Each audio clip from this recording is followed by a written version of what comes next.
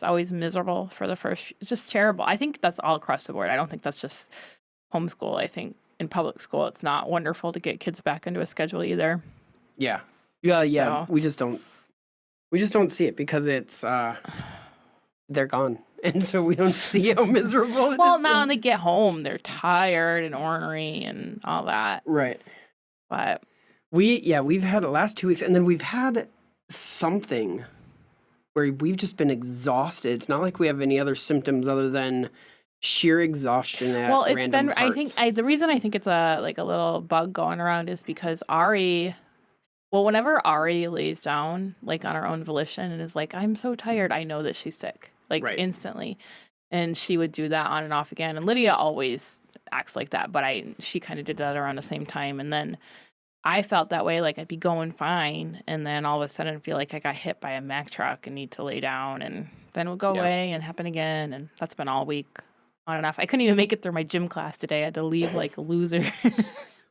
Welcome to Shoot the Breeze, a series on our podcast that celebrates the messiness of life, relationships, and Christianity, featuring my wife Lacey and myself, Nathan. It's creatively titled because it will be just us shooting the breeze, sometimes with guests, while occasionally saying something important. We hope you enjoy. I almost died today. Did I mean, I'm probably being a little dramatic. a little bit, but Okay. I thought it was low blood sugar because I have diabetes. Turns Diabetes. out, the diabetes. The diabetes. Who is that? Walter Brimley. No, and it turns out it was like a heat exhaustion, which I've never experienced before. Living in Texas for 4 years, never experienced. And we get in the car. My friend, I had to end up. Actually, my friend volunteered himself. I didn't ask to drive me home because I was that out of You're it. just kind of lying in the fetal position, crying a little bit, single tear rolling down your cheek. I'm not crying. I'm just, what is that? I'm not crying. I'm just allergic to jerks. No, so ended up he had to drive me home. I tested my blood and it was lower, but it wasn't like dangerous low. It was like the healthy low. And but by the time we got in the car, I was in the car for 5 minutes, AC blowing on me, drinking some water. I'm like, dude, I feel way better. And we pretty much both concluded that I had like some kind of heat thing. You are so annoying because when you are having my dad calls them a sugar episode, when you're having a low blood sugar episode, you don't really tell me. I don't know if it's because you don't want to or you're just too out of it, but we've had so many times where he's just kind of sat down and you've gotten yourself something to eat, but you just kind of sat there and your blood sugar's gotten down to like, I don't know, 48, 47. Low. Yeah. Like we're talking almost coma level. It's supposed to be, what would you say a good number is? Like 100? So good, if you want to go with one number, 90. If you want to go like a range between 90, like 80, for me, 80 and 120. Yeah.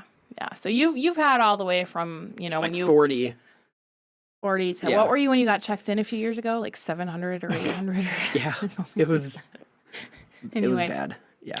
It's like the fun disease on top of the other disease. It's like the bonus disease. It's like I spun the roulette and I got them all. Oh, yeah. Yeah. So, I wanted to actually ask you a few questions today because you're always asking me the questions when I come in. But that kind of brings me to the topic I want to address, which is writing a book. Okay. And with that in mind, I have a slight retraction. Oh. I need to come hat in hand and kind of... what do you mean retraction? Of what I said earlier on a different podcast. Oh, what's that? My friend Shannon. Oh! And... I was so confident, and to my other shame, I am the one mispronouncing their name for all these years. So it is Shannon Guerra, like the name Sarah. Shannon Guerra. And so I was wrong, way wrong. But she writes at Copperlight Woods, and it's really exciting. I am going to be having a little section in her next Abide volume. I'd kind of talked about this before, that I'm going to be in, which is really fun for me because I've never had part in a book before. We So- actually have some of their books on our bookshelf on our website. Yeah. We actually have bookshelves at home, but I was like, we have pretty our- much all of their books on our bookshelf. our website bookshelf, Yes. recommended reads. Yes. However, And then however you also wanna- you can put a link under this page so you can run right out and read my part in the book and read all of her books at the same time. Absolutely. But and then also I am currently working on writing my first book for Cultivate. I'm so excited. It should be done someday. And I'm really excited about it. But Nathan, I kind of want to talk to you about writing a book because you did. And you did the whole thing, like I have. beginning to end And the middle. in the middle. And you got that done during the pandemic. I finalized. Which, I mean, it's kind of still, but during, I guess, the quarantine part of the pandemic, where we were all, like, in our homes for the majority of the time, part of the pandemic. When there was, like, I was going to say legitimate fear, but there's never been legitimate fear. Anyways. Yeah, during the first part of the pandemic. For the first part, yeah. During the 15 days to, 2020. what is it, 15 Yeah, days to, during the 15 days to lower the a few hundred curve. days into the 15 days. But 2 years. so you had that book on your mind for a while, and you actually went through, and I remember this vividly, you went through a pretty intense surgery, time of depression. Our marriage went through a really hard time, and you still hadn't finished that book, and you kind of decided at that point, I don't think I want to finish this book. Like, I don't know if I should even finish this book. And I kind of want to speak into that entire process because I know that a lot of us feel like there are things, whether they be teachings or books. I think specifically we're talking about books right now because the process is so long to actually get a book done. Because I've been talking about writing a book for 5 years. At least. I have a friend who has been working on a devotional for the last decade. Yeah. So, it's one thing to say, man, I really have this inside of me, and I believe that's legitimate. Mm-hmm. And it's another thing to actually get it done. Yeah. Whatever that end result looks like, I mean, when it's done. And I think with self-publishing, it's become so much easier to be obedient and just get it done. What do you think for you, your struggles are definitely different than mine, but what do you think the biggest hang up in getting it done was at that time? I think the biggest thing that I struggled with in getting it done was feeling like everything else that we've done has been failure, so this will be also, so I'm not going to do it. So you were kind of gauging whether or not it would be successful based on whether or not it's worthy to finish it. Yep. Oh, yeah, that's a huge one. Yeah, whether or not it matters. Right. If it doesn't matter, then I'm probably not going to do it. I honestly, hun, I would say that's the biggest reason I haven't done it. Yeah. Is because I feel like there's so many voices out there, and who am I to add to that? Well, I mean, since publishing this book, I've probably stumbled upon no less than half a dozen other books dealing with the same subjects that I do. And I'm just like, oh, good, I added to the noise. That's nice. Right. And even what's funny is any other book that I pick up that deals with the same subjects that we did, either is the exact same information or, and I would say this is probably the case in the majority of the things that I've read, I feel like I've done a better job. I'm just not as, and this sounds completely, I know this sounds arrogant, this sounds whatever the right word is, prideful. But yeah, I feel like the books I've read on similar subjects just scratch the surface on either maybe an activation that has to be done or the root of maybe a theological viewpoint. They just scratch the surface, and I'm like, man, my book is so much deeper. It covers so much more like breadth and width to this subject, and they have a book deal. That's fantastic. Like that's how and so that played in. All of this played into kind of like the self-depreciation of. Well, it all played into the okay. Well, I'm not. whatever. It's not going to be popular anyways. Now, even though it is published, I still struggle with that. Right. Right? Because it's like, oh, okay, they have a book deal. They're I always think they're a horrible person, not because of anything they've done, but like, oh, that's nice. It's either nepotism or it's. But I think the hard thing there is I know actually plenty of successful authors that actually got out of being published by a recognizable publishing house because they actually enjoyed the self-publishing process better, or it was actually more, it was just better all around. Yeah. Whether it be the process or the reward. Yeah. And so I think that that's a hard gauge. Well, it's right.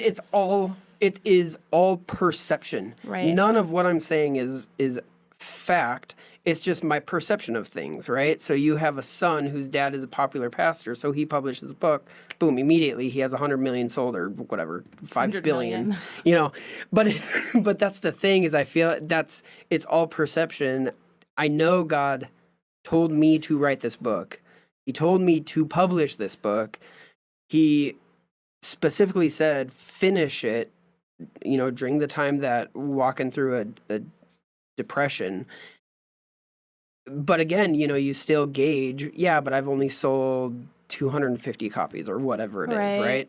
Whereas No Name Guy is in Barnes & Noble and Walmart. And it's like, really? He has that book deal and I have better content, right? Like, it's that game that you always play. And so with the hesitancy to publish, and this probably speaks to anything that you feel like you're called to do or you have to do, right? Responsibility. I know for myself, it's just the question of, is it worth it? And it's not a matter of whether or not something is worth it, what you define as making it worth it, successful, whatever. It's, am I simply doing what God has asked me to do? And if I am, then no, I don't have to put any more weight on myself. I'm doing what God's asked me to do. Well, and I think back to that other point we were talking about, just adding to the noise, how we look at him like, well, there's so many books on the subject, or they just published a book on the subject. And I think what I've had to shift my thinking in is two things. Number one is that when the Lord is moving corporately in his people in a certain way, it's actually confirmation. If you hear that same word coming out of different avenues, and you can be confident and be like, oh no, this is exactly a word the Lord has for his people. So I think kind of switching that around and saying, wow, this is a message the Lord wants given, rather than adding to the noise. And then with that, and in addition to that, is just thinking about all the people in your life that have been able to speak to you. And they have different voices, they have different experiences. And a lot of times, I know different people in my life have said the same thing to me in different times, in different ways. And I receive it differently, even though it's the same information, And so it's like kind of being able to recognize, what I've noticed is, okay, for an example, years ago, Joyce Meyer came out with this book called Battlefield of the Mind. Fantastic book. And I'm sure she's not the first one to address it. Right. And I know she wasn't the last. Just last year, Jenny Allen came out with a different book called Get Out of Your Head. Both books, excellent. Both of them dealing with different subjects. But as culture shifts too, you need different speakers that speak to that generation. Yeah. As well as... so there's different time frames in there, as well as different voices that are saying the same thing, but in different ways. And so I think when we look at ourselves and say, oh, wow, I'm just adding to this noise, we're disregarding the fact that God has our voice, people tuned into our voice, whether it be proximity to us, relationship to us, or just the way that we're able to communicate something that someone else is able to communicate that way. Right. You know? Yeah, it's hard because, you know this is reality. Multiple people are going to be speaking on a subject, but you always think, I'm the unique one, right? Well, I think you want to be the unique one, But it's like you look even throughout the 400 plus years that, it was longer than that, I think, but that the Old Testament was compiled and put together 500 plus years. No. 400 years was between old and new. Yeah, it's like 1,000. Sorry, I was it's like like, 1,000 you're years. way, way, way off. No, it's like but 1,000 I don't want to years. correct you, No, but thank wow, you. you're really off. No, 400 from old to new. Yeah. But it's like over 1,000 years that the Old Testament was written. And you look at what a lot of the prophets are speaking of. I mean, all the way from Samuel, David's time, all the way to Malachi. Was that longer than that? Because I mean, there's like Like I 400 said, years it where the might have Egyptians been. were enslaved. Yeah, you know? so And then like you have five. like the captivity of Babylon. That's 500 years gone just like that. Yeah, so like over the I billion just years wanna that put the a Old year Testament number on was, it, right? was it like 4,000 years? I don't, honey. It had to have been because of all the like. I feel like Yeah. that's something you need to get back to people with a number about. Possibly. Yeah, probably good as I was just telling you how smart I was. So, anyways, Don't commit to a number. you look. You know what? Google it, okay, guys. No, you look at what the themes of all of these prophets over hundreds of years, at least. Okay. I'll say that for the prophets, okay? Is they're all saying the same thing. They're all dealing with the same subject matter of, Israel's idolatry and rebellion against God, and then you have to repent and turn back to God, and it's like the same subject matters. But again, you want to be the unique one, the unique prophet, I mean, if you even will. we were just talking about this the other day because I found a really cool old edition. It's like a classic devotional called "Streams in the Desert." Oh, guys, And- hold on. Hold on. I'm going to put it up on our bookshelf at some point in time, but I'm not a devotional guy. I am not a daily, day one of whatever. You're an Oswald fan. I'm not. Like, nothing devotional ever has spoken to me. That's so untrue because you've written your own. You're like sending out all your own devotional stuff now, and Yeah, I you've know. been in a devotional for years. Oh, I know. Wait, no, this is the one that I've been No, doing. you were in one before this too. Oh, yeah.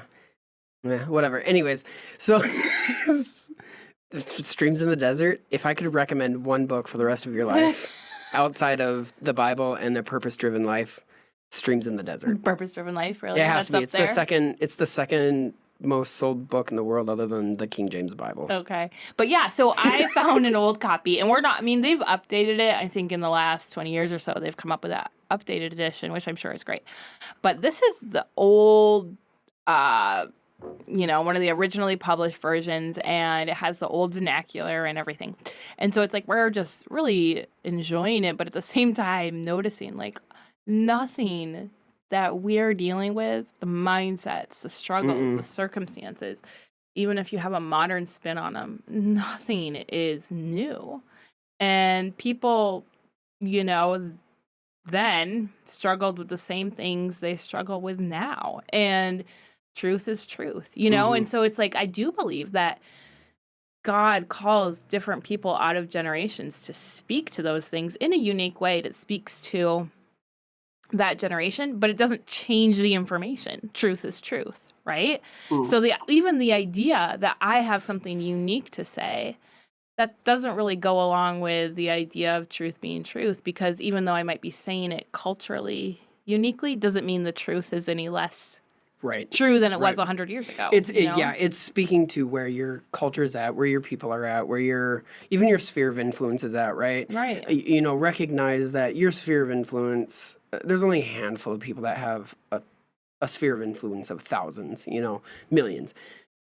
Just recognizing, hey, where you're at, your sphere of influence is important, and what God is speaking to your sphere of influence is important. So, real quick, according to zondervanacademic.com/blog/Old Testament, Nice. the Old Testament these texts that comprise of the Old Testament is so are boring. believed to have been written over a 1,000-year period, roughly spanning the mid-second century to the mid-second to the mid-first millennium BC. So, Sum it up. about 1,000 years. Okay.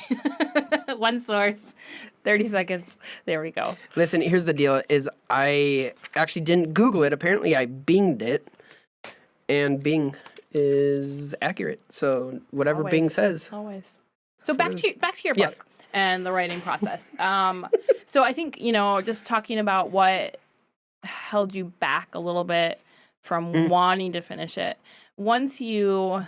Hold on. I need need to put a preface as to why my temptation was so ridiculous. And I'm only saying this as an anecdote to why I believe it's across the board. I would say the same thing, right? The temptation is ridiculous not to do something God's asked you to do. Okay? Here is why it was ridiculous. The curriculum, the book comes out of a curriculum we had built over the 4 years of teaching at Alaska Bible Institute, the Christian Living course, right? And just to clarify, the book we're talking about is the Unlove book. It's Unlove, and go to our website, you can order it. Yes. Is we had seen over the course of 4 years, people's lives changed by the curriculum that we had developed. We put this curriculum together into these courses. These courses then became the chapters of Unlove. So the content had been proven. It had been proven. I knew it was going to change people's lives, but it wasn't going to change enough people's lives. That's the temptation, right? I know it's important, but it's not that important. But this goes across the board. It's like, no, God's plan is proven. Like, what he asks you to do, what he asks you to accomplish is a fantastic thing. And kind of to go along with that, the story of, which I'm sure there's people that are going to disagree with me, but I loved The Shack. I think it's an amazing book. It's on our bookshelf. Transformative for so many people, and being able to receive the Lord as loving in some of the most horrible circumstances in their life. And the story behind that is that the guy that wrote it for his kids. Yeah. It was a Christmas. I think that I might be wrong as far as what the gift was, but I think if I'm right, it was a Christmas present for his kids. And do you want me to bing it? No, I don't want you to bing zondervanacademics.org? No, I mean, people can research that if they want to. But the point being that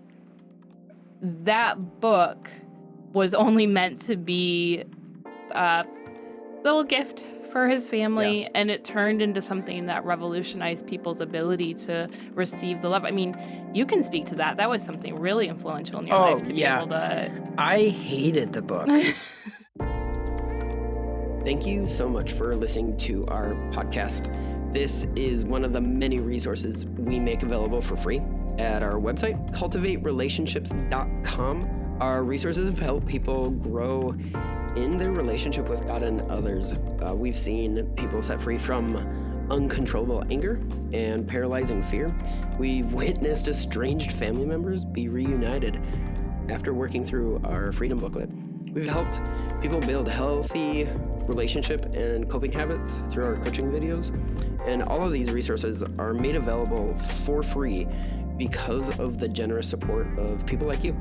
If you would like to become a partner, please visit cultivaterelationships.com/support. Now, I hope you enjoy the rest of this episode. It was the worst theological book I'd ever read, outside of pagan Christianity. Now, we don't get lost there. Come back. Okay. Now, that was back when I had not dealt with my own heart. And what's interesting is so there's this about 5-year journey between me reading the book, dealing with heart issues, and then the movie came out. And so by this time, soft Gucci heart Nate is like, you know what, I'm going to go to the theater. I'm probably going to cry. So I'm going to sit by myself. So I go to this theater, and my whole family shows up. Not my immediate family. It was my in-laws, my father-in-law, my sister, brothers-in-laws. Everyone surrounds me, and I'm like, crap. I'm going to bawl my eyes out, and I don't want anyone to see this. So that's the reality, though, is The Shack, dealing with my heart completely changed my view of the theology in the Shack, right? And you look at, people get hung up on the stupid theological things that he does in the book, but the reality is the same people got frustrated with Jesus and the theology and perspective he took on the Old Testament. Well, but basically, it's not it's not cut and dry. Well, the concept there, though, I mean, kind of the main point, what I'm getting at is that obedience Yeah. is all that matters. Yeah. We don't get to determine the result of that obedience. And Wait. I still stand by my pagan Christianity comment, though. It's a horribly researched book. Okay, great. Bunnies hopping. Sorry, bunny it trails. was just, I had to Hoppity, clear that. hippity. Shaq, recommend pagan Christianity Hippity hoppity. only for entertainment purposes. So Okay. being able to respond to the Lord in obedience and not weighing whether or not you value what's going to happen, Right. you know, when you obey. I think that is something really important with just the concept of writing, because, man, I love books. I love books. I kind of am a book addict, and I look at all the authors out there, and I love great authors, and I've read really great authors, and then I read something I write, and I'm like, ugh. Hold on, guys. Like, Hold on. what? So I just read the introduction and first chapter to her book that's coming out soon. It is soon. Guys, it is fantastic. And those of you who have read Lacey's writings, you know it's fantastic. But I mean, when you put me up there with people that are like masters, right? I disagree. And this isn't about like you specifically. I genuinely believe some people get to the places they're at simply because of the connections they have. There's preachers and pastors out there who have these. But I'm not talking about preachers and pastors. I'm more talking. No, I'm talking about authors. Same thing. It's the same thing. It's all in the connections and the atmosphere, like the sphere of influences that you're moving in. I think you're a better writer than some of the people I know you're thinking of. It's just you haven't had the sphere of influence. I don't know, man. I struggle with that.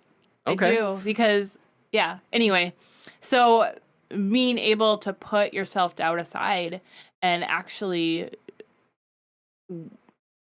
all of that, you know, time I think we spend talking ourselves out of something or procrastinating or treating it like it's just going to happen. You know, I'll never forget years ago, I was listening to Mark Driscoll actually talk about writing and the process of writing and how, and it's so such a duh thing, right?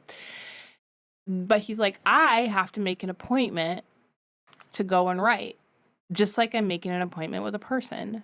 And I can't just expect that it's going to happen and that the whim is going to happen and that this force is going to come over me and I'm going to be able to get it done, whatever. It has to be planned. It has to be strategic, and I have to just do it. And that is so obvious yet so profound, you know? And I think I watched you do that even in the pits of your depression where you barely could get out of bed. And you're probably, honestly, honey, the most disciplined person I know. I mean, and you've had to be to stay, I mean, honestly, be honest, to stay alive, the man's had to be very, very disciplined with his treatments. And, you know, it's like sometimes we'll go to something late at night or people will stay over and it'll be really late and he's up doing his treatment, you know. As Lacey and the girls are like, bye, good night, going to bed. But I mean, you've always had to really just suck it up and get things done. And I think that has really served you well because it's created a spirit of discipline within you. And being able to apply that to writing. Well, it was because I do remember those times where I would be writing something down and my heart, I believe it. I know this is true. I know I'm in a funk. I don't know how to get out of this funk. But in my brain, I'm like, nope, this is all made up jibber jabber stuff. But in, like you're saying, in your heart, and that it was funny because, I mean, I did finish it amidst some of the darkest times. Yeah. Yeah. And, you know, for me, my biggest hang up is for me to sit down and write, something else does not get done. And I have to be okay with that. Yeah. Because it's true of anyone, right? It's true. No, and but with you, it's different because you're able to get up in the morning. Yeah. Pack your bag. Well, and you're the one that's primary. Go to the office. You're the one that's the primary caregiver of our. Behind. I know that is so. Do you know what I mean? Like, where I have to be like, fine. Yeah. Watch your movie. Yeah. Fine. Go to your friend's house. Well, it's like what you just said the other day. You were like, you know what? I had the option of writing or I had the option of doing the dishes. I chose writing. Right. Okay. Like it is always making those compromises. And I say that in a positive way. You have to make compromises somewhere. You have to prioritize. If it's writing, if it's whatever it is, you have to prioritize. And sometimes, yes, being with the girls, doing dishes, whatever it is more important. But then other times, in the harder times where you tend to justify not doing what God's asked you to do, is going, okay, I'm not going to, the girls are going to sit down and do homework. It's probably going to go horribly. Schoolwork. He likes to call schoolwork homework. I've been working on him with it. Because we're home and we're working. But it is schoolwork. I know, schoolwork. Okay. Because we homeschool. Ari ranted at me the other day about that. Because it's ridiculous. But it's that compromise of, okay, right now I'm going to write. And I'm just going to spend an hour writing. Even though I have these other things that I technically need to get done. Right, because, and you know what's so funny is, and I'm not going to make any excuses for myself, but in this past year, it's been an extremely freeing year for me, coming out of a lot of my health stuff. And along with that, the Lord has, He's really put it on my heart to consistently work out, which I'm sure so many people already have in the bag, not a problem. But for me, for the longest time, it was so hard because my exhaustion was so bad all the time. And I just physically, because I had like a bowling ball inside of me, I couldn't jump around a lot. False. It was a cantaloupe. So being able to not only be physically well enough to do that, but then start a habit, my mentality really started to shift to, I want this to be lifestyle, not just goal-oriented. Mm-hmm. And with that, I gave grace to myself. Like, okay, today didn't work out because I was sick or whatever it was, but tomorrow it's going to happen.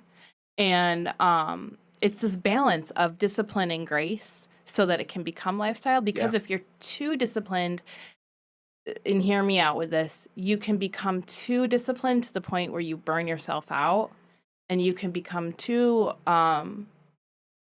unmotivated where you are like, well, it's never going to happen. Why try anyway? Right. And so for me personally, the action of being able to put a workout schedule into my life and have grace with myself in it and just look at it as part of my life has given me the confidence to be like, okay, and I can do that with other things too, and not be so bent out of shape if it doesn't happen. Like, I've been wanting to finish this project of mine for a long time, and I kind of would get overwhelmed by it and be like, throw my hands up in the air and be like, it's never gonna happen. And so why even start? Why even try? Or give myself an unreasonable deadline. That's me all the time, is give myself, I mean, I used to write these to-do lists, and it'd be like, take the dog to the groomer and do the bills and teach school and finish my book and, like really rebuild the car from the tires up. Yeah. That wasn't actually one, but that's the equivalent. See, and I know it sounds ridiculous saying it, but sometimes in your head things make sense, or you live by certain things because you're not actually being reasonable. You're not saying them out loud.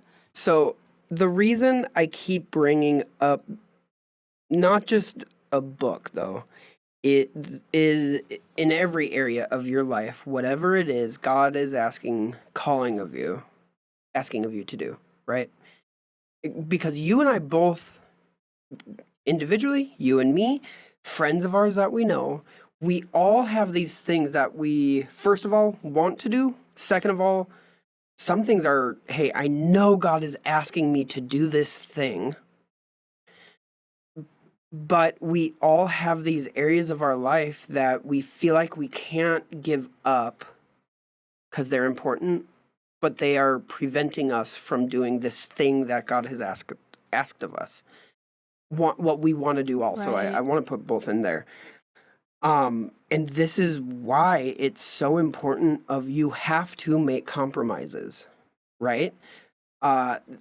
So you have to give up what you perceive as important, dealing with, dishes or these other areas of your life that You mean what I take consider time. important is my home running perfectly all the time. Yeah. That's what I'm always striving for, which is a ridiculous. No, I know. So here's the thing, though. Unobtainable goal. We have friends who they're like, I know God's asking, wanting me to do this. I know that He wants me to step out in this area, but my kids have sports, or my extended family requires this of us, or right, these areas of our life that, some areas of our life take sacrifice, meaning laying them on the altar and killing them. So there are not actual humans. I want to preface that, especially after last week's podcast.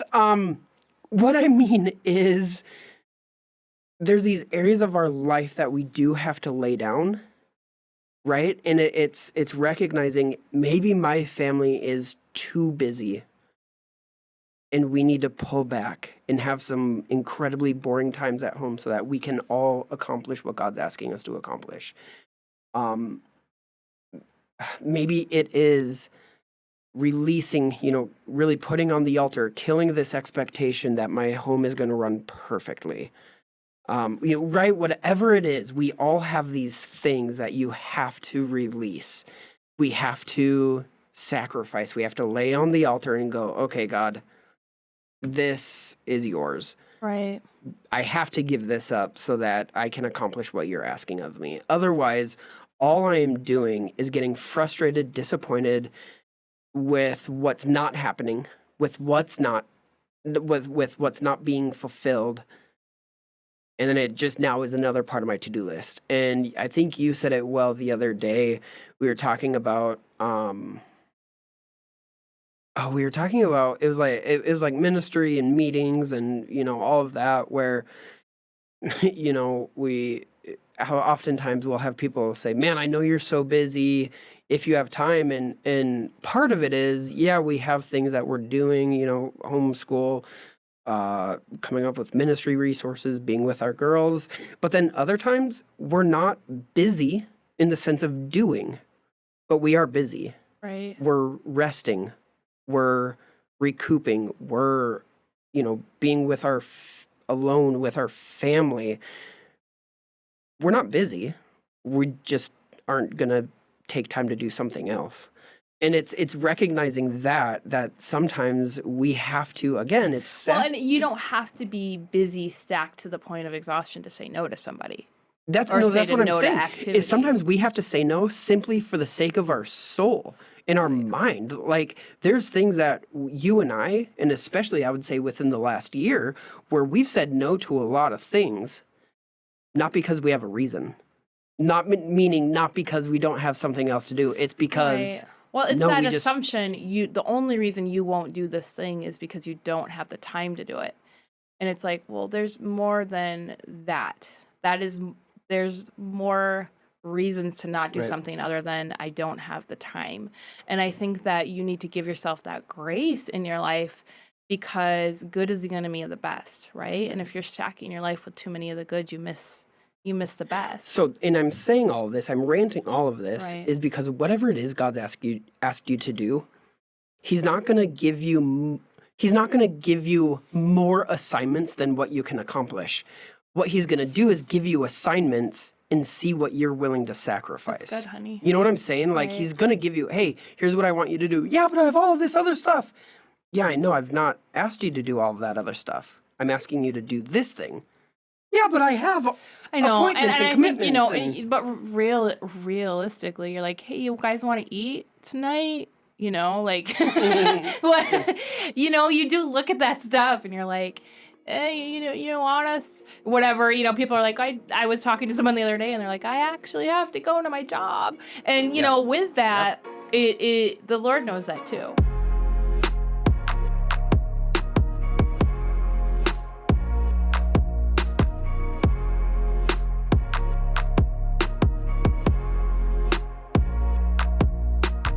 it's these areas, because it's the same thing, right? I mean, we have this perfectly scheduled out meal plan that we hold to every moment of every day.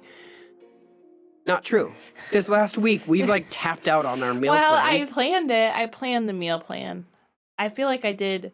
Half the job. No, not half. Meal planning is probably 80%. If I'm being real, having what you need and planning the meals is 80%. Cooking them is like the other 20%. But the reality is, both you and I have been like tapping out at like 5 o'clock this week. Because it's a stupid bug. Yeah. But the point is, that's exactly it. Is yes, we have responsibilities. There's things that we cannot sacrifice. I'm not going to sacrifice my therapy for ministry. I'm not going to be able to do ministry that long, right? Like there's going to be things in my life that I have to... Technically, you could counsel someone as you're doing your treatment. No, they're going to be, the whole time they'll be like, your voice sounds funny. Like, that's funny. That's neat. And then we won't get anything done. It would be... So there's things in our life. There's like these call them these like cemented things in our life, right? If you have a job that you have to go to provide for your family, you have to go to that job. But then there's this is what I'm saying is there's other No, areas. I'm just giving you a hard time. No, Yeah. I know. I totally get what you're saying. And it is that idea of obedience and trusting God with the outcome. Like, right? Okay, great example of this, babe, is you and I deeply value our time that we spend at night together, right? You and me. Girls are in bed. It's you and me. But when I was finishing the book, how many of those nights did we have? Not very many. Mm-hmm. I had to finish the book. That's what I'm saying is it requires a sacrifice. At some point, and obviously we found connection in other areas and other times, but at some point it just comes down to I have to do what God's asking me to do Right. in the season that God's asking me to do this. Now, if that season turned into a lifestyle, that's dangerous. Our relationship would be and ended up being at risk for other reasons. But that's the thing is if a season turns into a lifestyle, especially one that's taxing, right? We all have taxing seasons. We all have seasons of discouragement. We all have seasons, the low points, right? But if that turns into a lifestyle, then that's unhealthy. It's like if you look at your schedule, you as like a hub is the Holy Spirit, and the spokes that are coming off the hub are the responsibilities, the things that you have to do in the day. There's only so many spokes that can fit into the hub. And at some point you have to start pulling spokes out to put something in that God's asking you to do, right? I don't know if that was anywhere near a question that you had, but I answered it thoroughly. No, I think it is good, and it's something to think about as far as obedience goes. So we were, and I don't know, do we have enough time to get into this subject, or are we? We actually have so much time. Oh, do we? I feel like we've been talking forever. I know. It's hard because I can see the time, but no, we're good. Okay, well, I'll just cut you off in the mid-sentence when we're done. with that, I mean, I kind of want to hop back onto that thought process of obedience, because I think sometimes we hesitate in obedience when there is a proven path or a certain methodology that we feel like is common or familiar or socially acceptable. And so we feel like that is the path that we have to take and don't even bother to ask the Holy Spirit what he wants. And so, you wrote this book on love. Mhm. And it deals with a lot of hard issues, and you do not have a doctorate. Mm-mm. And I am a partner with you in ministry, and Yes, you are. I do not have a doctorate. No. And both you and I... We actually don't even have bachelors. We're going to get kicked out of Texas. You know what? We didn't even go to college. I'm going to just go as... Right. And I was going to make a joke. You have a high school diploma. You had we have high school diplomas. We did go to Bible school. We did go to Bible school, which was different. an unaccredited one. Yes, and what's so funny about that is that was my probably my biggest act of obedience in my life was not going to college. Isn't that funny? To give perspective into what Lacey's saying is she was going to go into politics. She was going to go in to be the next president, first female president, something. No, you wanted to go into politics, right? I wanted to go into politics, at least law. You had something along those lines. You had a full ride to Hillsdale College. Yes, and right? Okay.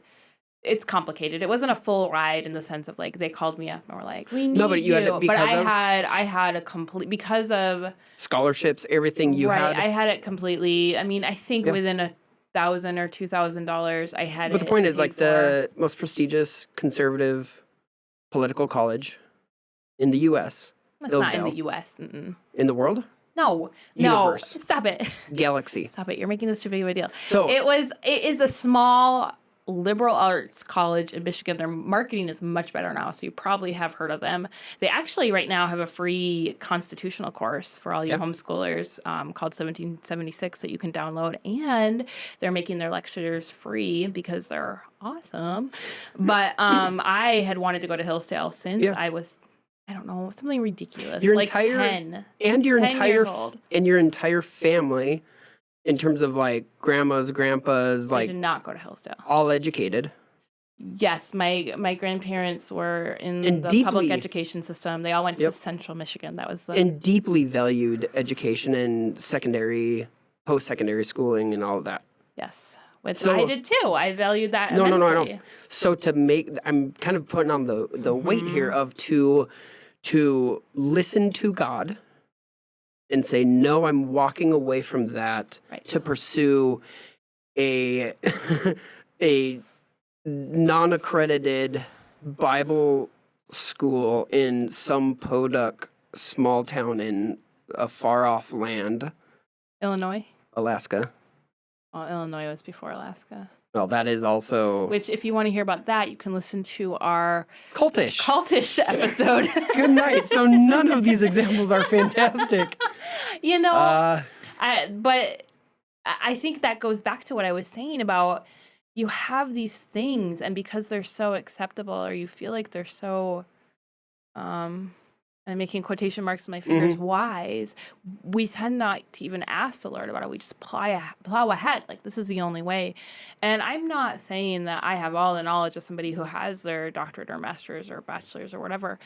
But at the same time, I feel like the Lord has given me an educational plan and taken me through his educational plan. Hold on. I'm going to disagree with you here, and it's going to be incredibly controversial, and I'm okay with that.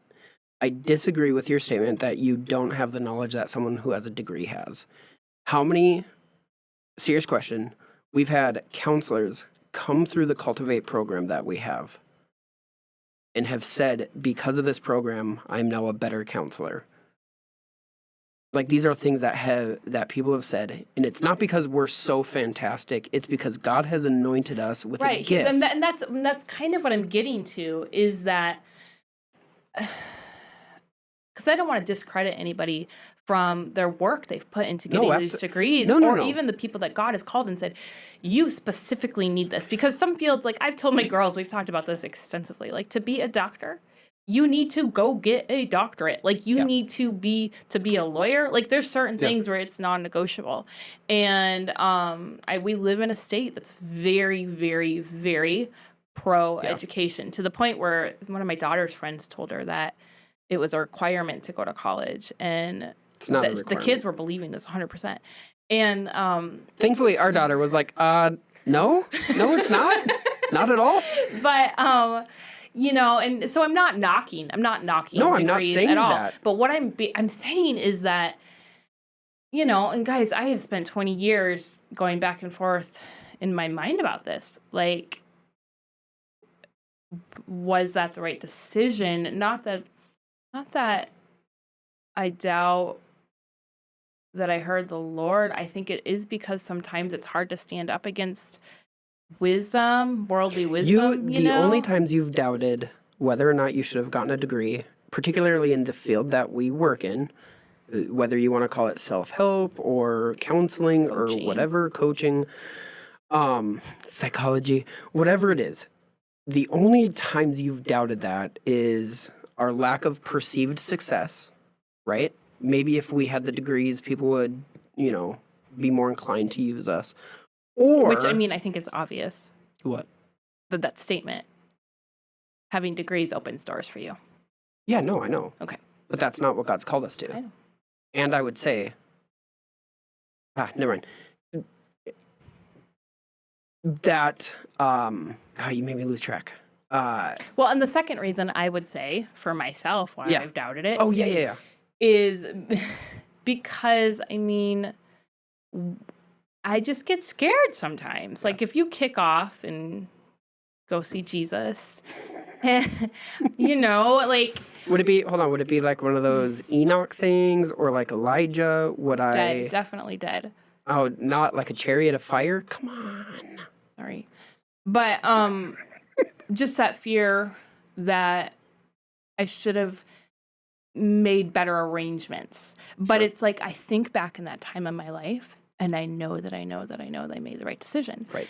And does that mean that people will say to me, well, that you could still go back to school? I know that. I don't know what the Lord has for me in the future. And I'm not discrediting any kind of schooling. I love learning. I cannot get enough of learning. I'm actually really need to stop myself from taking in information because I become like overly hold on. engaged in it. Right. I feel like you're having to preface things that we're not even really saying. We're not saying education is not important. We're not saying that continued education, learning, having a inquisitive mind, being curious about things, all of those things are important. I think, though, that I don't want people to shut down because of what our own story is. Sure. I also, though, don't want people to rush out to get going to hundreds of $1,000s worth of debt. I don't think that's going to happen. Because God's asking them to go veering their car off the highway right now. Don't run. I gotta go get a degree. No, but right, that we've seen that happen where people are massively in debt to schools that really God never called them into, and they they just felt called in a certain direction and thought this is what I need to do to get there. That's the other side of this conversation is we have great friends who God has asked them to get multiple doctorates, all of this. But then also we are personally in a field that most people appreciate degrees in, and we don't have it. But we have been incredibly blessed with a ministry that has helped loads of people deal with stuff. And I felt the Lord tell me very specifically, and this is for me personally, I have brought you through my educational plan that I have been the one to lead you through places of learning, places of growth, places of breakthrough to be able to lead other people through that. And I know that is true, right? And so for me personally, it would not be I would not feel released to go out and get a degree. It would be an act of me trying to control and me trying to be self-sufficient. Well, and there's been times you and I have, started Googling schools, started looking up, degree programs for counseling or for coaching or for, whatever field we're in. And both, like, you and I look at each other and we're like, oh, we're not supposed to be doing this, right? Like we both kind of had that gut feeling of, okay, we are now stepping out of God's sovereign plan for our life by doing this. And a lot of our education, a lot of our knowledge has come from experience. A lot of our wisdom has come from God. And it's that mixture that God uses, both experience and his own spirit, that really you see the anointing in people's lives. Like I look at the people that the people I look up to most is often that experience coupled with the Holy Spirit. And you see this throughout the Bible. You see this in Moses' life, David's life, Saul's life with, and I would say that was an educational program coupled with the Holy Spirit. But you see this in people's lives that when whether it's a Moses who was a shepherd for years and coupled with the Holy Spirit, or a Paul slash Saul who went to the most prestigious university of Pharisees back in the day, but then coupled with the Holy Spirit. So that's what we're saying is basically being led by the Holy Spirit. Right, not having an excuse as to why you can't listen to the Lord. I think that's the biggest thing for me, is not having an excuse as to why you can't listen to the Lord. And that was one of the reasons I loved when we worked with ABI, Alaska Bible Institute, up in Homer, is because they were set up to accept families. So they had a campus where people, if they felt called to go to Bible school, they could bring their whole family at any point in their life. And just, I don't know, I think that, and that's not traditional, right? You don't bring your whole family with you to school.